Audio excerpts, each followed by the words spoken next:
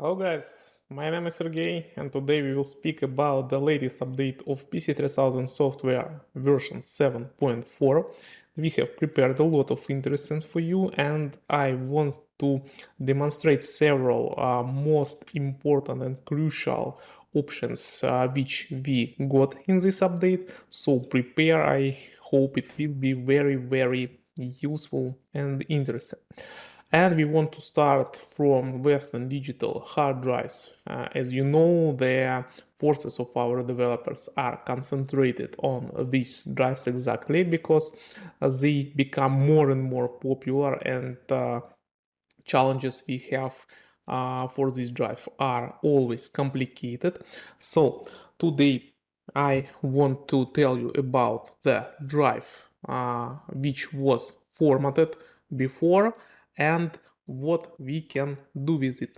Actually, as you understand, if the drive was formatted and if this drive is SMR, the second level translator will be seriously modified and instead of the real data, we usually will see zeros.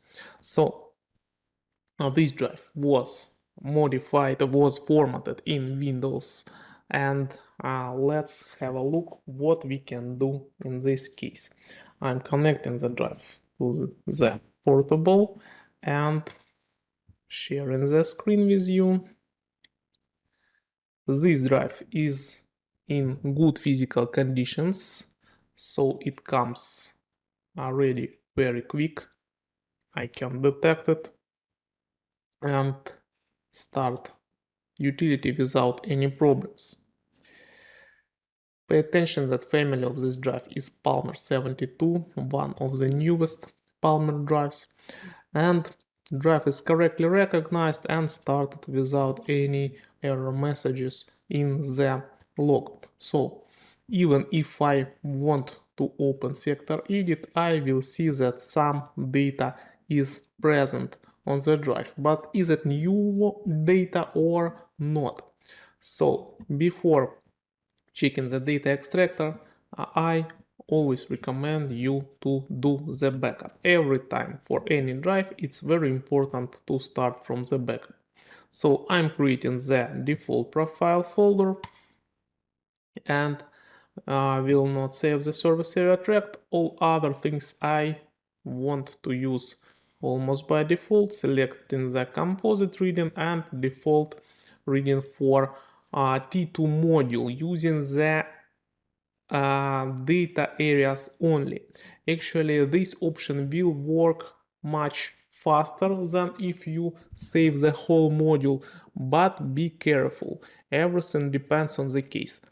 If a drive has no physical damage, it's much better to save the whole module, because for such case, if we save only the data areas from T2 module, we will not be able to get the other parts which may help us to find the old data. Yeah, but if drive has some physical problems and you will save the whole module, sometimes it will be also dangerous, yeah, as the drive may become damaged after that. So right now I'm doing the backup using the standard way, and then we will see. When backup has been completed, we will continue checking the data extractor to understand if data is accessible or not. Pay attention that of course this drive was already unlocked before. Yeah, it's the basic things which we will not speak about in this video. Yeah, so not to spend too much time on that, we have already unlocked the drive before. So I'm going to the data extractor to see what we have exactly on this drive. My task will be created in standard way, pay attention, like a source, I'm selecting the SATA 0 like usually we do. Going next and selecting the data copy. All other things will be default.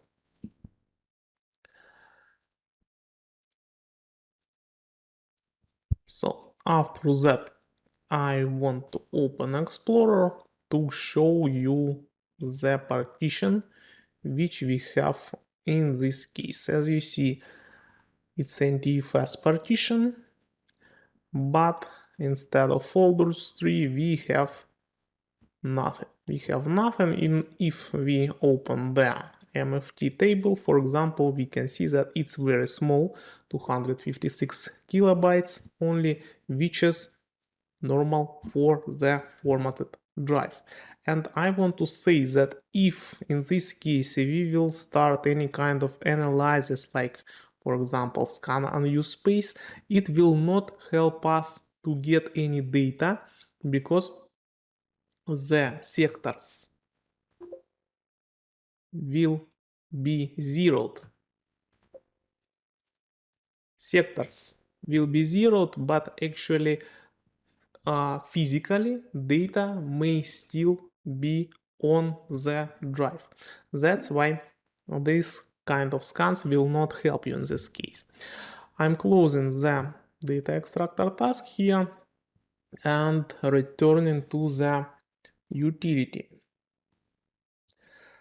What I want to do, first of all, I want to show you the new button T2 module save, which may save the second level translator separately. It's very convenient working with SMR drives. Also, you can select the method of reading, and right now we want to save the whole module because only whole module will give us correct information about old files and old file system.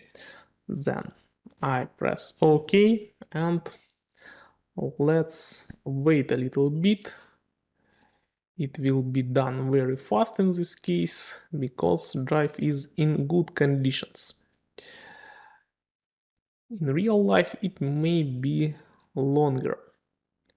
Then, very important thing, I press on the button prepare the drive to get PBA access because we will use physical block addressing access to work in the task.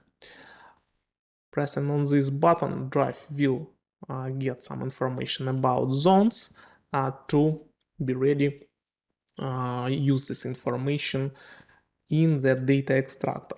Then I'm going back to the data extractor and will create another task. Let me call it WD2.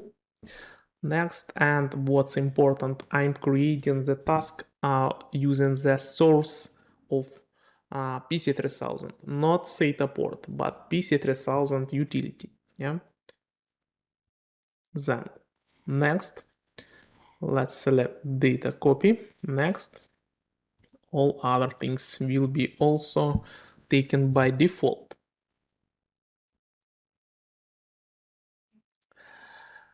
Don't worry about the strange ID here. It's normal when you work with the drive through the PBA. Right now, if I want to try opening the partition,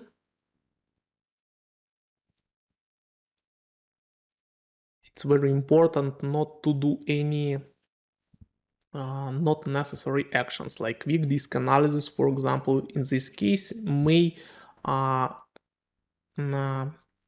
affect on our result. That's why I cancel it. Yeah, it's necessary to work with drive without any additional reading.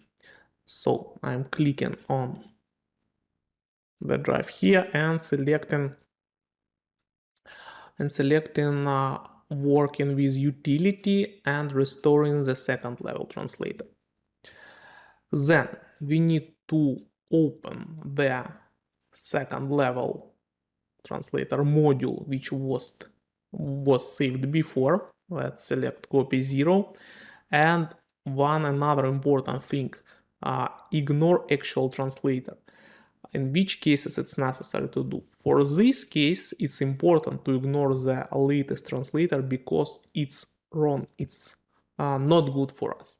If you're working with other cases, if you're trying, for example, to search for deleted files on the drive, it's you don't need to ignore the actual translator as it could be the best one. So in this case, this tick should be on. Then I press OK and wait.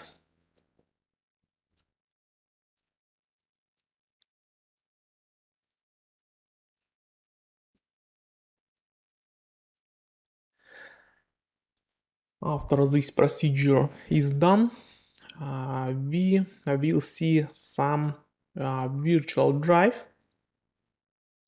and then we'll continue work with it manually. Yeah.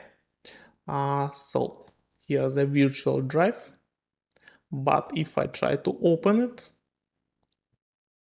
I will see that nothing inside. Nothing inside. So what I need to do, I right click here and select edit. Then I go to versions, and here are the different versions of our partition which could be found in the T2 module. Different versions, which of them is correct, which of them are not, it's difficult to understand. Maybe it makes sense to pay attention on one of the latest versions, like this one, for example. And I need to use it. Select it here and then refresh the drive.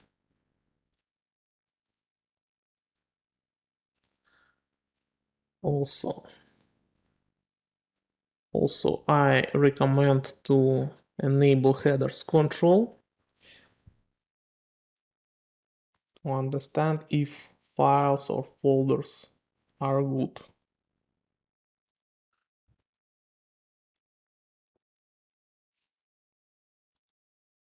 Not good enough. Yeah, probably it was not correct. Let's select another one and refresh.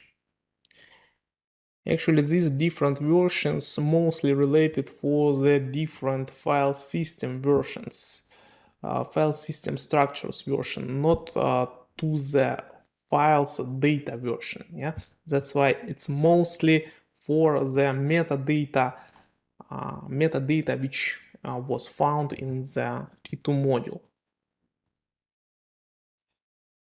Different boots, as you see, on different locations. And for example, right now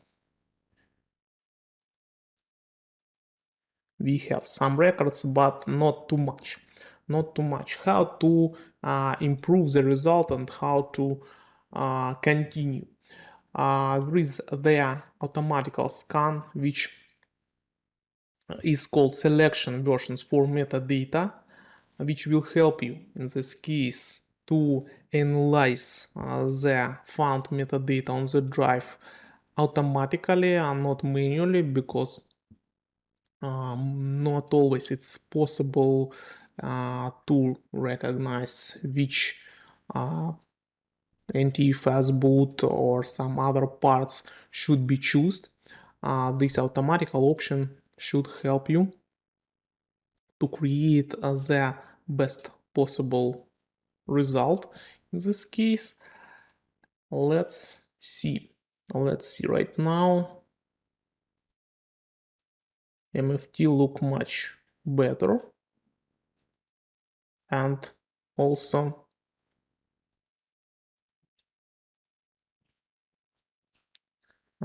we got some folders.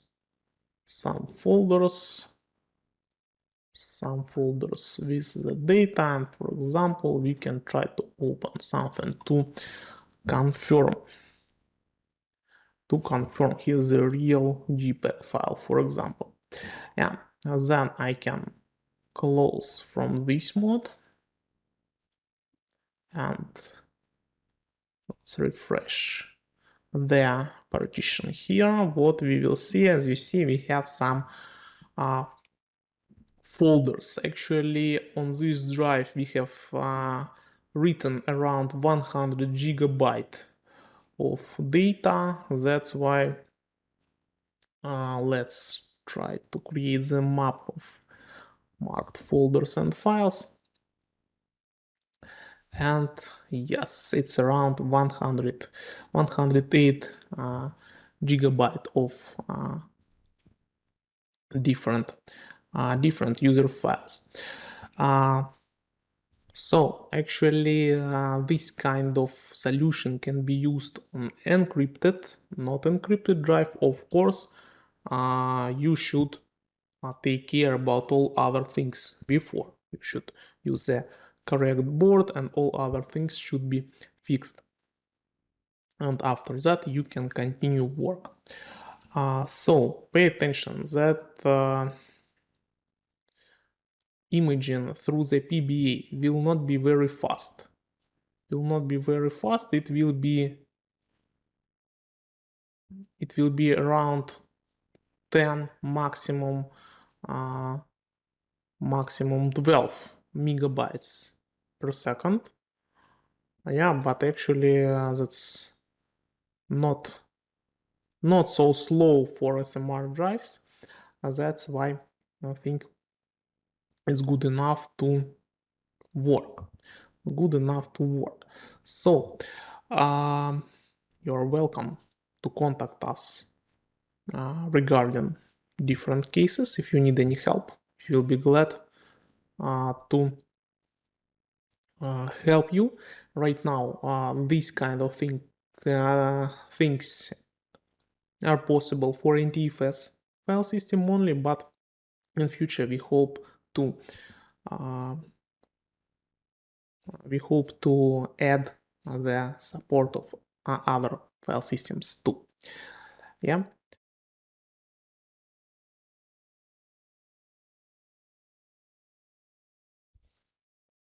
And after speaking about Western Digitals, we also want to continue speaking about Seagate drives too, because we also have something interesting for you. And if you invited our tech conference in Malaga in 2023, I think you can guess what I want to show.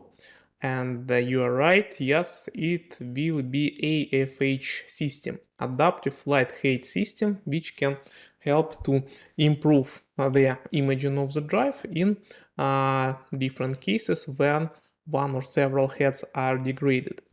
It's necessary to say before that in the past we had a lot of discussions in the company to understand if it's a good idea to add this option in PC-3000 software or not, because it could be dangerous for some cases, and also it could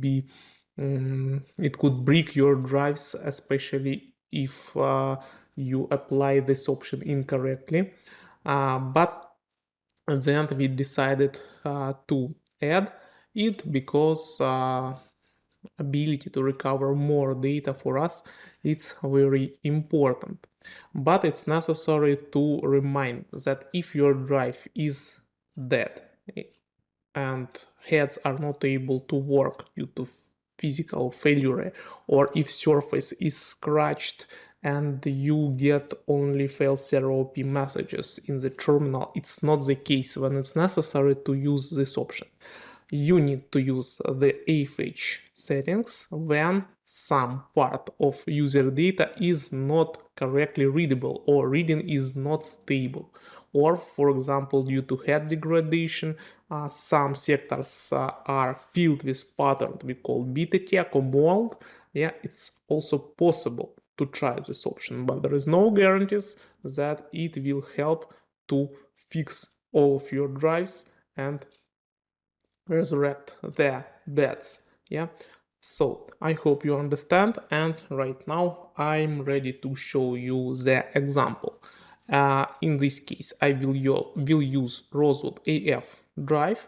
Actually, it's in good conditions. We have no any special drive for demonstration right now, but the main idea is to show you the logic. Yeah, and in real life you already will try this option and will give us feedback. We hope you will give us feedback about your real cases, how it works, so maybe we will be able to improve it in the future. So right now I'm plugging the drive to the PC-3000,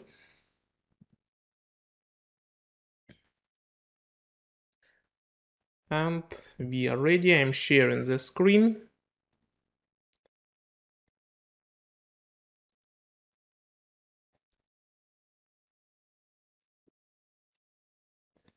And starting the Seagate F3 utility and then starting the drive.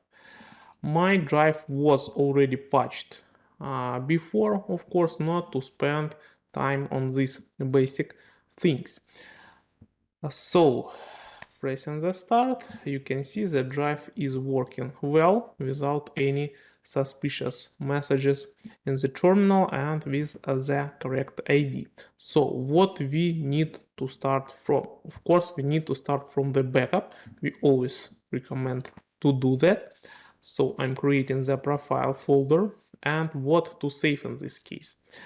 I need to save the ROM. It's important as the all parameters we want to manage, to choose, to set are located inside the ROM. And also, of course, we need the system files because we will need to block the writing. Yes, of course, except disabling background processes, it's very important to block the writing for such cases when drive is not in good physical conditions like this one. It's possible to do using the disk firmware system file 20D or 20E. It's possible to do it before using the AFH, or it's possible to set it for automatical usage inside. So let's go tools, utility extensions, AFH works. I will show you how to do it there. And first of all, we need to select the most stable terminal speed. It's 460, 800. Then, okay. We need to read the ROM, and we can do it through the 8 interface because our drive is in ready state. So I just need to press OK and wait until the parameters from the ROM will be uploaded into the utility. And here's the table. So first of all, let's try to understand what we can see here. Here are the zones. Each drive has sector, tracks, cylinders, and zones for each head. Yeah, and there are a lot of zones here, and some part of sectors, some part of tracks joined together will be one zone. And for each zone we have different parameters here, like writing heater control, reading heater control, preheat, and some other things. Don't select all parameters. It could be dangerous for the drive. It could break the drive. We don't need to use the parameters which are related with the writing because we need to read the data. It's what we are trying to do right now. So only two parameters which we need to select is reading heater control and preheat. Then what exactly to choose, what kind of zone we need to choose. Of course, in data extractor task you need to determine which part of the user area is not reading well, and to recognize some specific sectors which is related to this area. So let's imagine that this sector is 5 million lba. So I put this value here, and then first of all I need to convert this address to the physical address to understand which head is working with the this sector and which zone it's located. So the head will be head number 0, zone will be head number 4. So now a few words about these buttons. The first button will close the option, second button is changing terminal speed. We have already choose the correct one, then refresh. Selecting the head 0 or head 1, yeah, we will speak about head 0, as you see head 0 in terminal. Then user area or service area. Right now we're speaking about user area only. Hex or decimal, uploading to the RAM, uploading to the ROM, and special settings for repowering the drive. Here's the option which I promised to show you. We need to select the disk firmware system file, which usually is 20D. Then we need to wait. We need to wait until it will be applied. And after that, as you see, this message looks like we need to select another disk firmware system file 20E. So let's repeat the procedure.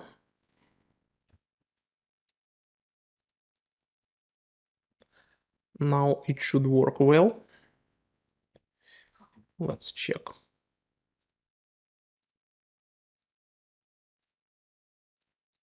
Yes, now it works well.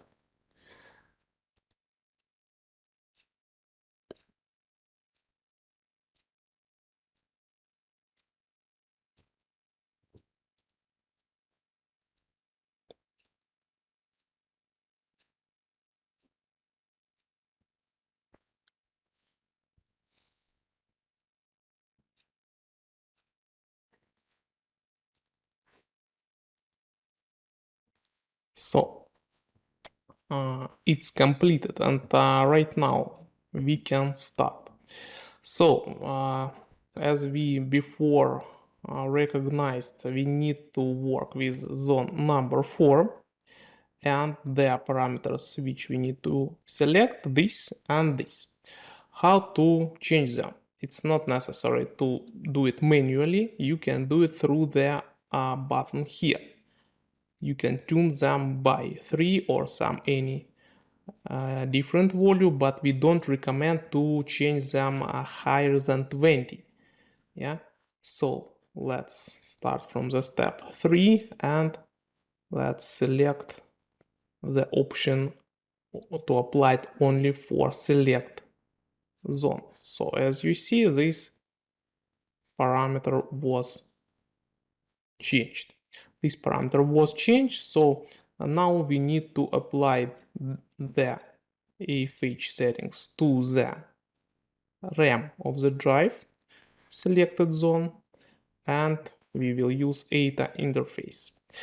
For that completed, that's it. Right now we can try to check the reading of the sector. I can try to press here, for example.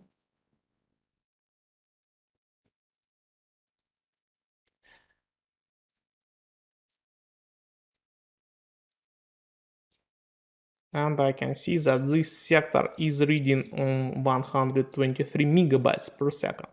Quite good speed, yeah? Or I can press, for example, checking here, and I see that there is a data inside of this sector. That's it. Then if you want to apply these settings permanently, you can press save AFH parameters from RAM to the ROM of the drive, so it will be rewritten, yeah, and that's how you should work. So if, for example, you have the case when one head is degraded and is not working well, you can apply the tuning of these parameters to all zones, for example. Also, what direction to use to increase or to decrease this value. It's possible to do in both way. One more time, not change the values more than 20. More than 20 because it could be dangerous. It could be it could break the drive, break the heads and the surface. That's why it's necessary to work very carefully, as the flight height of the head may be changed, and after some incorrect incorrect modification, head can touch the surface and make things worse. That's why it's necessary to be very careful, and unfortunately we have no special instructions at the moment which exact values you need to use for one drive or for another drive, depending on families or something like that. That's why everything should be used by practice, and once again, no guarantees that result will be good. But if we speak about some kind of head degradation, this option will be very interesting for you, and I hope it will help you to recover more data on real cases. Anyway, if you want to get some help, you can always ask us to assist through the technical portal system. So, thank you very much for your attention and see you next time. Bye bye.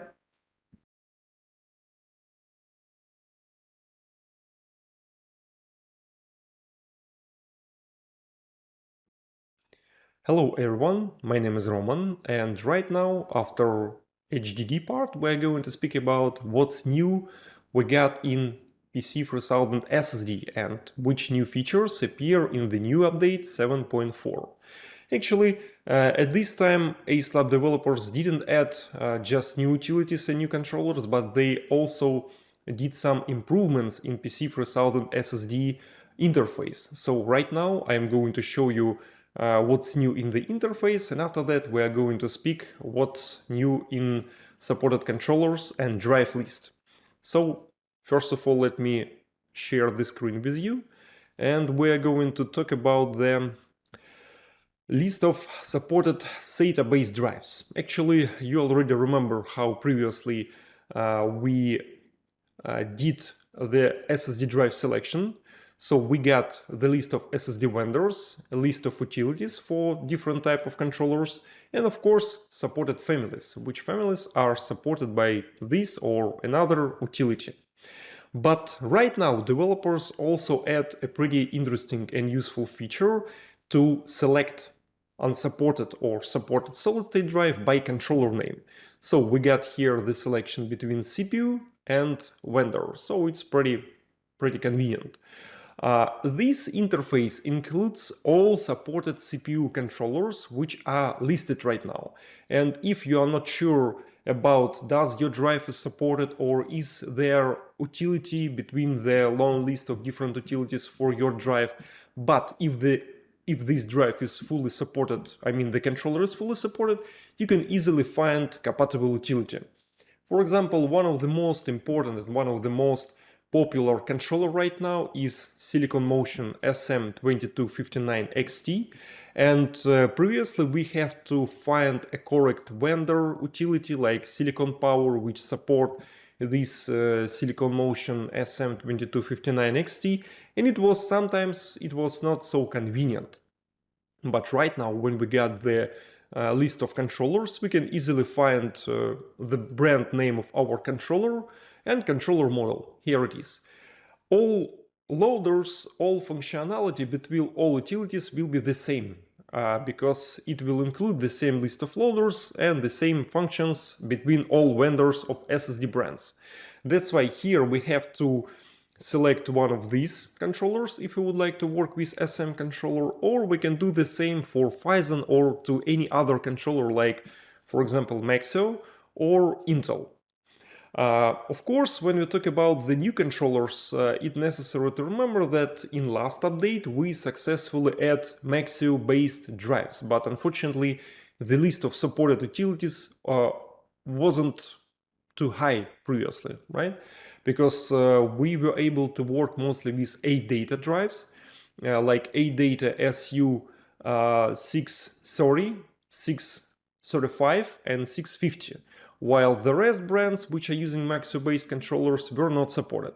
Unfortunately, this new update didn't bring the new loader that we spoke about during the Malaga conference, during the Tech Week in October 2023, but ASLab developers are still hardly work on it, and in the nearest time the new utility will be updated. But this update will bring some new cool features, but they are not connected to MaxioTech controller. So the MaxioTech solution for different brands of SSDs which are using this controller will be available later in this year. Now let's talk about what's new in SATA-based SSDs. Actually, we didn't bring new SATA controllers in support list because actually all Phison, all Silicon Motion controllers are fully supported right now, but our developers add a lot of new loaders for existing controller selections. For example, the new loaders appear for SM2258 and 59 XT, so these two controllers get a new loaders, and of course different combination of NAND memory chips and internal firmware are supported now. So let me show you how we can work with the drive, which is based on Silicon Motion SM2259XT and which is based on previously unsupported firmware. So let's launch the power supply. Let's move to ID and select Universal Utility because we would like to see how the drive will work after power on. And here we got the typical situation when instead of full drive capacity, we got safe mode of the drive, we got model name, we got small capacity, and of course there is no access to user data on this utility, on this drive. So what we are going to do here? And again, we need to select a proper utility for this controller. And for doing this, we have to select Silicon Motion and choose SM2259XT utility, like this. After that, just keep everything by default. We select SSD family, which is already highlighted. And now we're going to read some basic information about this drive. Who is the NAND memory chip manufacturer, what is the architecture of the NAND memory chip, and which loader we have to upload. Actually, right now you can see that this solid-state drive is based on SanDisk memory, and this SanDisk memory is also based on generation 5. And previously in 7.3 update, unfortunately this NAND memory chip was not supported, but this update brings new loaders, so right now we're able to communicate with it. When we're working with SM-based drives, usually we have to upload two loaders. The first one will allow you to get some basic drive initialization and read information about the internal firmware which is located in this SSD drive. When we know which type of firmware and which version of firmware is located on the SSD, it will be much more easy for us to find the most compatible loader.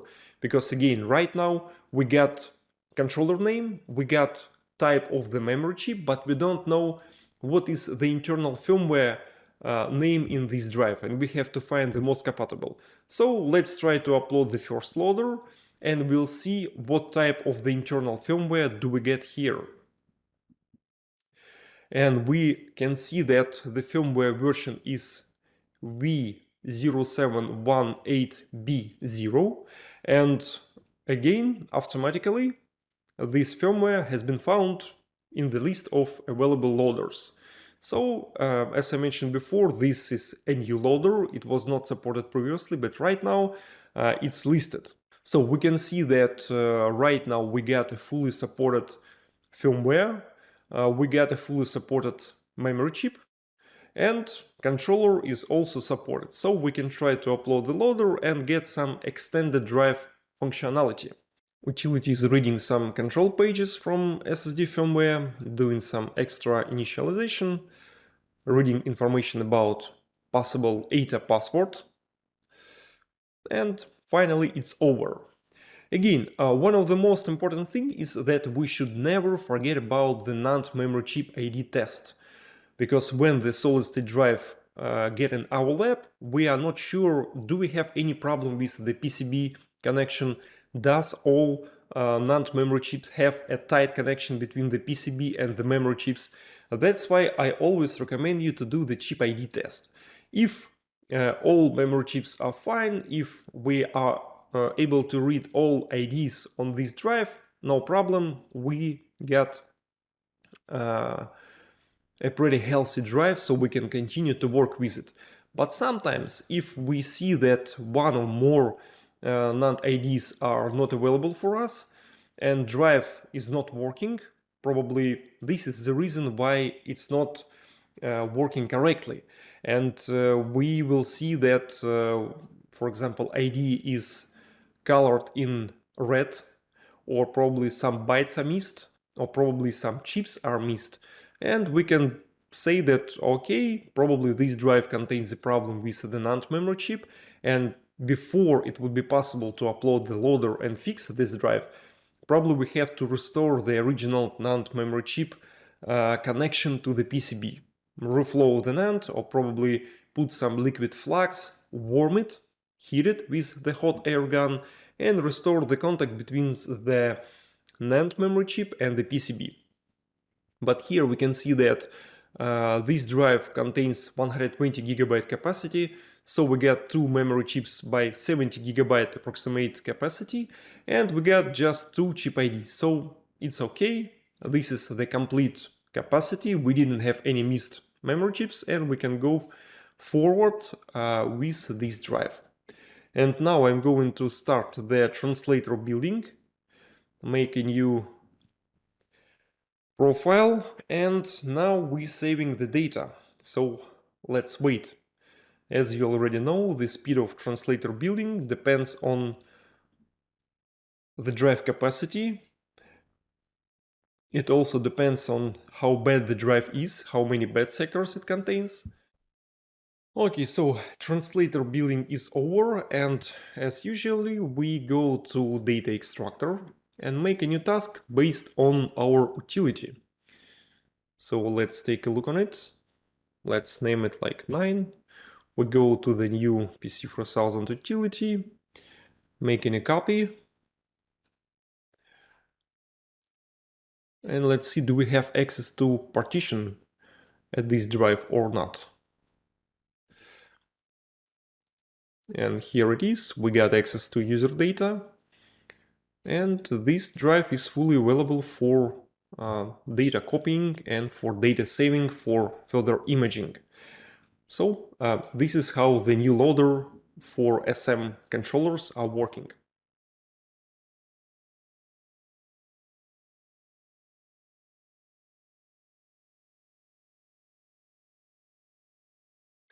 As you can see, the NVMe utility also, the NVMe interface also become a bit changed, and now you get an option to sort the controllers by not by SSD vendor, but by controller vendor. So it's also pretty useful. Now, for example, such companies like HP and like Seagate, they didn't produce their own controller. They are just using the third-party controllers produced by SM, produced by Phison, and they simply rebranded. That's why if we'll look into the Seagate utility, we can see that there are a few Seagate controllers, actually, which are not a real Seagate controllers, it's controllers based on Phison CPU. Firmware is a little bit changed, but in general it's the same Phison based controllers. And the same for Toshiba. This brand is also doesn't produce their own controllers, but they're using technology from third-party companies. And right now, what's new? What our developers add new in utility support? Actually, we can say that this update brings again new loaders for existing utilities, and we got two new utilities for Phison 5018 and Phison 5019 controllers. Actually, both of these controllers belongs to PCI Express 4.0 generation, and right now we are able to work with them. The first one, Phison 5018, isn't complete. Right now it contains some limitations because we are not able to reconstruct the translator for this controller. We're able only to repair it. But again, utility is under construction, and I'm sure that in the nearest time developers will bring a complete support for this CPU. Because previously we got the same story with Phison 2012, which was supported only for drive repairing, while 5013 modification we were able to reconstruct the translator and get access to user data even if the internal firmware become corrupted. The same thing will happen with these two controllers, so just need a little bit more time, and this utility will be able to recover data but not only repair damaged SSD. Anyway, let me show you what we can do with these utilities with this utility right now. When I launch this 5018 controller, I am able to select the supported family, which is Kingston. But again, right now you are able to work with any PS 5018 based controller. Doesn't matter who is the drive manufacturer. But as I mentioned before, this drive is fully working. But if you would like not to recover data, but repair the SSD, you would be able to do that using this version of utility. Actually, you can see here information from our developers that this utility can be used only for SSD repair, not for data recovery. That's why what we can do here, unfortunately, the typical feature translator generation is not available right now. But if we'll follow by SSD repair function and we'll choose preformat, it would be possible to upload the loader, upload the preloader from this utility interface, and completely restore the drive functionality. Of course, in this case, you will lose the user data, which is located on SSD drive. But again, if you are interested to repairing of SSD, it's possible to do. And again, using the burner for this controller, you can modify the model name, you can modify the name of the firmware, serial number, do some other things, and after that, when you will perform the preformat, drive would be completely reset and will goes back to original factory settings. As I mentioned before, user data will be erased, but this drive would be fully working, fully functional. I hope that solution for translator regeneration will be available in the nearest time. And actually, ASLab developers mentioned about that, so just need to be patient and wait a bit. Soon it will be possible to work with these drives even if they got a problem with the internal firmware corruption. Okay, and now let's talk about Phison 5019 utility. Lucky for us, this model includes a full functionality to rebuild the translator, and actually we got here one drive. This drive is based on Kuma brand, and let's take a look how this model name, how this drive will works.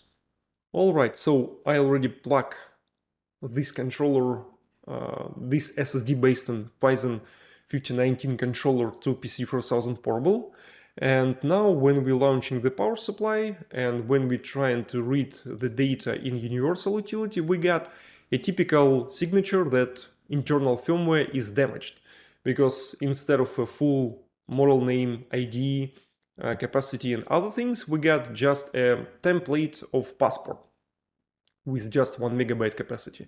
And of course, again, we're able to switch back to controller selection, find compatible controller and select it. So it will be pretty useful. And this model name is Spatium M450. Actually, this is a QMO brand, so let's get started. The good thing is that any Python-based, Python 5019-based SSD drive will be fully supported by existing utility. We can see that this drive is based on Micron IDs, Micron memory chips, and we get two loader, and loader number 2 is highlighted, so we recommend you to select those one which is highlighted. This is the universal loader, which is able to work with all memory chips which I install in pair with this controller. And again, we upload the loader, reading information about the memory chips, number of memory chips, about the internal firmware. So let's do the NAND memory chip test. Again, we must be sure that all NAND memory chips are reading well and there is no any problem with the NAND connection. So I am reading the IDs and we can see that channels are fine, memory chips are fine, capacity is good. I mean, the NAND memory chip and the number of channels capacity is good. So let's get started with the translator regeneration. And I'm going to start it like this. Make a new profile and regenerate the damaged translator. So let's make a new profile. You can see that SSD utility is able to read the full drive name, serial number and other things from the drive firmware. Previously it was not possible, but in the previous update and in this current update, this feature might be pretty useful because we are able to read full passport information which was set on the factory. And we are rebuilding the translator, so let's wait. Okay, so as we can see, the translator building is over. Process take around 15 minutes because this is a high capacity drive which contains a lot of service blocks that we have to read, but in the end we got a message that translator building completed, and now we can, as usually, follow by data extractor, make a new task in DE, and finally we will see the user data, which is located there. So we can see our utility as a source. So let's move forward. And when the task will be ready, we will see full access to user data. As we can see, we have an empty partition here, but actually if we look into the user data, we will see that this drive was filled by pattern, and if I will type any of LBA, it will be equal to the record of LBA inside the sector. So let's type it like this one, and we will jump to this LBA. So everything is fine, data is readable, we can save it if it would be a real data. And right now let's summarize what's new ASLab developers add in the new version for PC-3000 SSD. First of all, it's a new interface, more convenient for CPU selection, because if your drive was based on unknown brand, third-party brand or Chinese brand, but it's based on supported controller, you can easily select the supported controller and choose any utility from the list.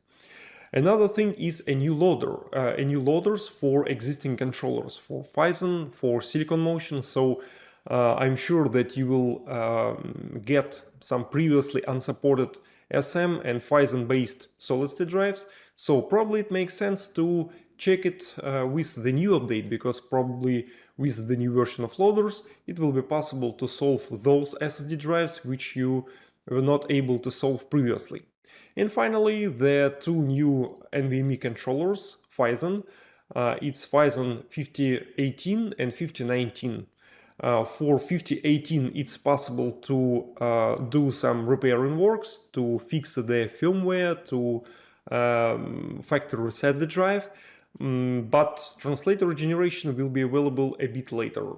For Phison PS 5019, it's also possible not only repair the drive but also reconstruct the translator and do the rest of data recovery features. So this utility is also ready, and any controller, any solid-state drive based on this controller will be supported. So thank you very much for your attention. Please see the complete changelog in our technical support portal on our website, and don't forget to ask technical support department in case if you'll get any problems with the new version. Our engineers will guide you and will help you with the fastest solution. Thank you and see you next time.